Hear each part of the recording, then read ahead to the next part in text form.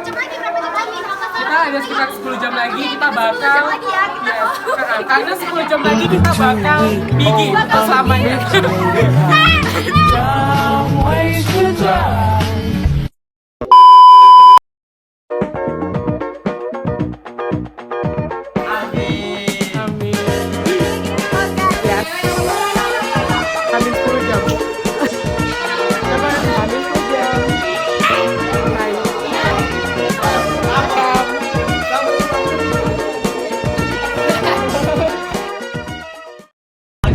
Halo Kami 11B udah di bus, jadi kami gabung sama kelas 11A.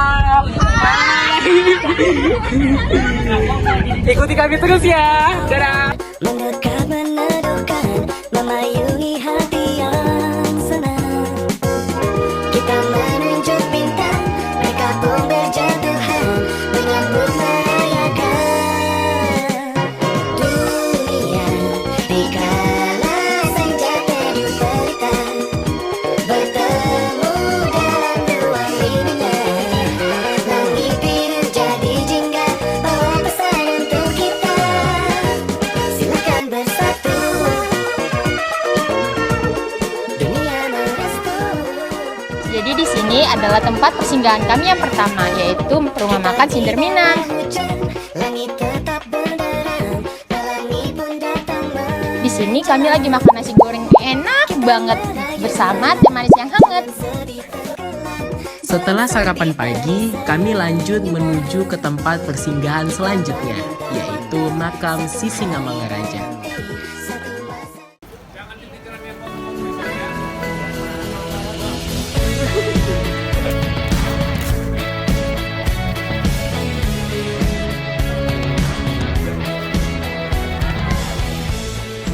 Hai guys, jadi kami di sini sudah sampai di tempat persinggahan selanjutnya, yaitu makam Sisingamangaraja.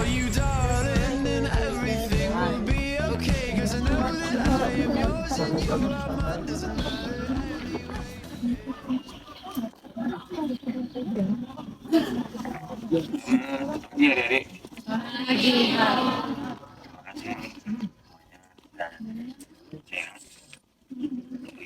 Ibu Pakem ya? Iya. Tuhan, semua sehat-sehat. Oke. You know that I won't stop until I make you mine. You know that I won't stop until I make you mine. Until I make you. Foto per kelas dengan wali kelasnya, Bo. Hai semua, saya Prof. dari kelas 11B. Jadi dari hasil penjelasan yang telah diberitahukan oleh tokoh yang menanggung jawab tempat wisata ini adalah bahwasanya lokasi ini sudah ada sejak lama, yang lebih fokus tujuannya menceritakan tentang Sisingamangaraja, mengapa anaknya tersebut terpisah dari tempat dimakamkannya Singamangaraja tersebut. Seperti yang bisa kita lihat sendiri, bahwasannya makam yang ada berada di bagian letak tengah wisata ini, di mana bentuknya merupakan bentuk salib yang bermakna bahwasannya atas merupakan bagian dari sikap kita terhadap ke Tuhan, lalu kemudian horizontal di mana sama rata sesikapnya tentang sesama manusia. Lalu di sini juga terdapat berbagai monumen, salah satunya yang saya tangkap adalah berwarna merah, putih, dan hitam, yang sudah pasti setiap bangunannya memiliki warna yang dapat kita katakan menjadi ciri khas dari wisata ini. Lalu terdapat juga ciri khas yang unik. Selain dari bentuk makam tadi, saya melihat ada bangunan yang sudah tertinggal atau peninggalan dari Belanda, bekas penjajahan Belanda, yang dimana bangunannya masih berdiri kokoh dengan keadaan yang masih strategis. Sekian dan terima kasih. Nanti di belakang. Jos! Tarik ini, ditarik ibu. Jangan lakan deh. Kita mau buat vlog. Tapi ada cowok yang pada menikah sama anak cewek. Dia cari. Hai. Hai, kalian masuk vlog aku ya.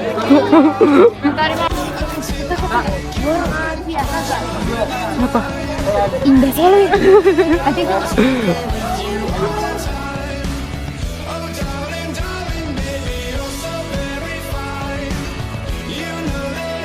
Kalian tahu nggak? Tadi kami habis dari sana, guys. Gus ini Gus. Kalian jangan lupa nonton vlog kami ya. Apa ini? Jadi, Jelasin. jadi ini kami dapat lembaran soal yang dimana kami ngerjain semuanya. Yes, sir. Dan ini bakal jadi nilai 100. Gue foto dulu ya, foto di depan itu. Foto kelas. Apa enggak sih cewek-cewek? Halo guys, Hai guys, jadi ini Olia, dia sedang berjalan. saya sedang sendiri. Yes. Hai. Ini Keisha dan Adit. Oke, setelah kami berkunjung ke pemakaman, selanjutnya kami berjalan kaki ke arah utara menuju Museum Batak TB Silalahi. Selusih purnama berganti berikan cahaya menanti gulita kapan kau berlalu. Hai guys, jadi sekarang kami sudah sampai di tempat persinggahan selanjutnya, yaitu Museum Batak TB Silalahi.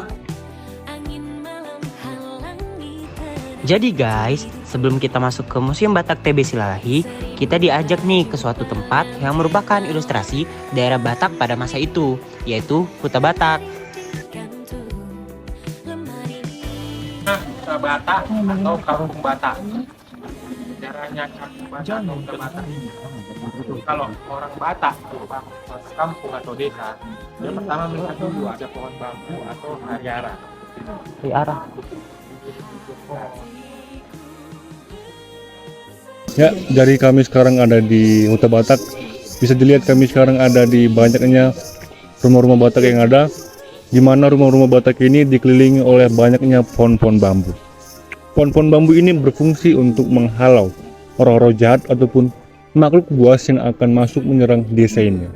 Tentu, desa ini sangat terlindungi dengan adanya pohon-pohon bambu ini, di mana pohon-pohon bambu ini bukan hanya untuk mengusir dari roh jahat ataupun mencegah dari mereka agar tidak masuk, tetapi juga digunakan untuk makhluk buas tidak dapat menerkam mereka. Dan juga di dalam rumah huta ini ataupun Huta Batak ini digunakan sebagai tempat untuk menyimpan hasil panen, di mana hasil panen ini juga dihasilkan dari berbagai hal-hal seperti rempah-rempah maupun hal-hal pangan seperti padi, jagung dan lain sebagainya. Jadi bisa kita lihat banyak sekali rumah-rumah yang ada dengan ciri khas tersendiri, dengan akrilik dengan ukiran-ukiran yang indah ala khas Batak. Tentu hal ini juga perlu kita syukuri sebagai masyarakat adat Batak, di mana ini bukan hanya sebagai suatu culture kita, tapi juga bisa menjadi pembelajaran bagi kita semua.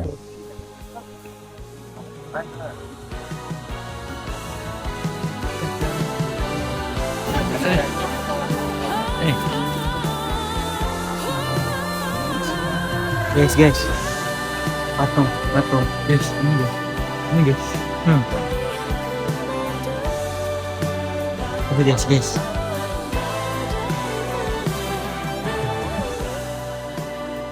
Nah, sekarang kami berjalan menuju gedung Museum Batak TB Silalahi, teman-teman.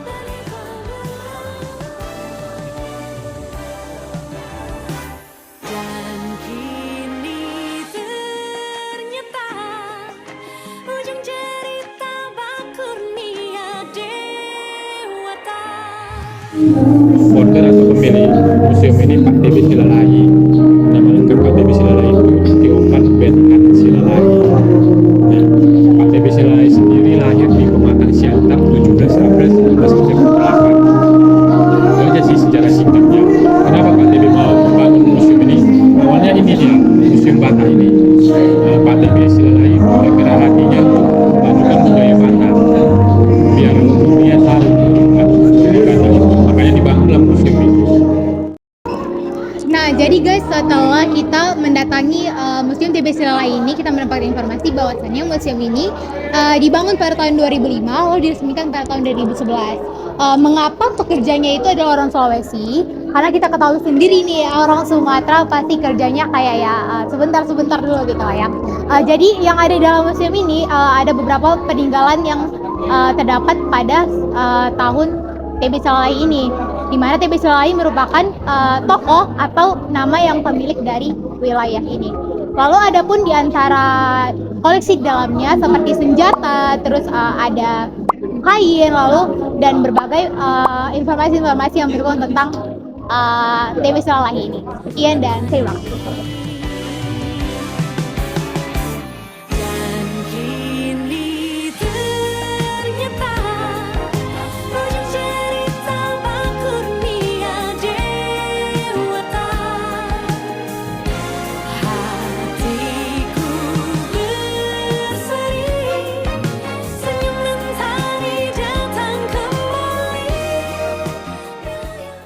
Nah, sekarang kami kembali lagi ke rumah makan Sinar Minang untuk makan siang.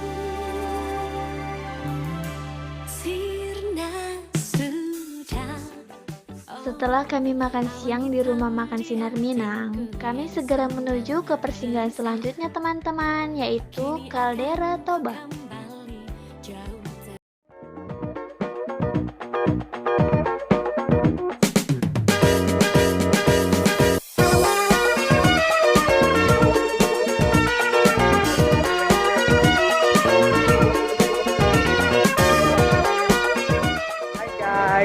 Jadi kami sekarang udah di Kaldera Toba. Ini dia. Jadi Kaldera Toba itu dia kayak taman wisata gitu, taman bermain yang dimana dia itu pemandangannya itu menunjuk langsung ke Danau Toba gitu. Ini dia Danau Toba ya. Dadah. Kita menunjuk bintang, mereka pun berjatuhan menyambut merayakan. Setelah kami mengunjungi Taman Wisata Kaldera Toba, selanjutnya kami menuju ke persinggahan terakhir kami di studi tour ini teman-teman, yaitu Rumah Persanggrahan Bung Karno.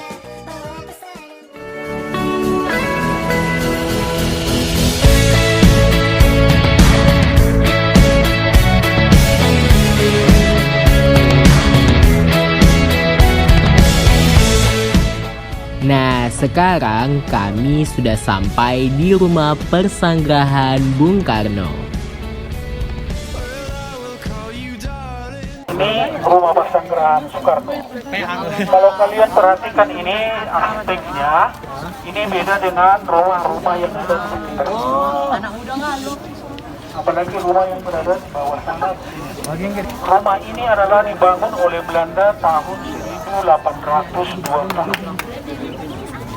Tahun 1820 rumah ini dibangun. Dan konon katanya waktu membangun ini ada terowongan dari dalam rumah ini sampai ke pusat kota ada 3 km. Take a walk, it's nothing funny just to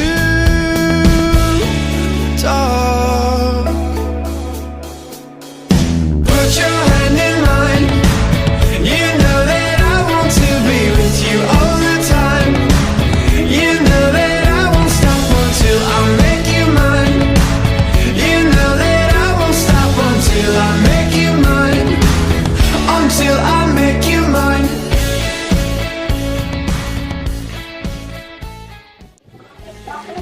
Perjalanan study tour ini berisikan suasana haru dan menyenangkan.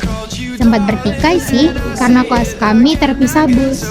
Namun, akhirnya kami menyesuaikan keadaan. Senang dapat berkumpul sekaligus belajar menambah wawasan dari tiap lokasi sejarah yang kami tuju. Sedih juga karena ada teman yang tidak bisa ikut. Dengan adanya kegiatan ini, kebersamaan kami semakin meningkat, kekompakan terus terjaga. Terima kasih kepada Bapak Ibu Panitia Kegiatan terkhusus Pak Agustinus Nenggolan, Ibu Aziza Fajaningrum, dan Bapak Saud Pasaribu, serta seluruh Bapak Ibu guru yang tidak saya bisa sebut satu persatu karena ikut turut serta menjaga dan membimbing kami siswanya selama kegiatan berlangsung. Berharap masih ada next kegiatan. Nikmatilah masa mudamu sebelum ajal menjemput. Isilah dengan hal positif dan kebaikan agar hidup lebih berwarna. Horas Majua-jua, Ahoy Yahoo. Salam hangat kami 11B.